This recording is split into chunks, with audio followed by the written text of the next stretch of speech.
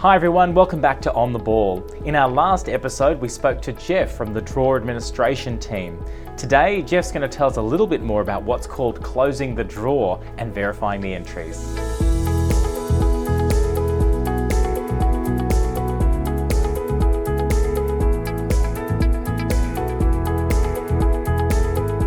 Hi Jeff, thanks very much for joining us once again. Now before a draw is conducted, I understand you need to formally close the draw. Can you tell us a little bit more about that?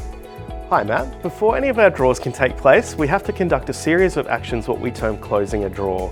At the scheduled draw closure time, my team, auditors and regulatory representatives are on site to ensure all pre-draw processing activities and checks are completed before we can begin the draw. This process begins by stopping any further entries being bought into the draw from our retail outlets and online.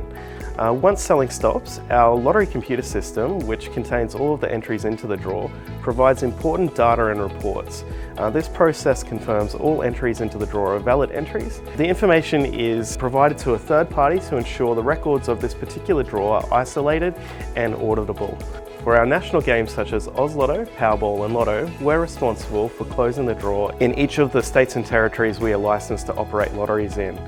This means coordinating prize pool contributions, data and reporting for each of these Australian states and territories, except for Western Australia. Lottery West look after Western Australia, so it provides all of the same information for Western Australian entries. Can you talk me through the process of verifying the entries and why that's important for the draw? The entries into the draw need to be verified by our team and in some cases regulators as part of the lottery process. This ensures integrity of our draw. You can imagine it's absolutely critical to ensure we have every entry into the draw accounted for before it starts. Similarly, we need to ensure there is no way for entries to be entered after the draw is conducted. We also need to calculate all of the appropriate prize pools in preparation for paying prizes to our winners. Now I understand in very rare circumstances the draw results can be delayed. Can you tell us why that might be?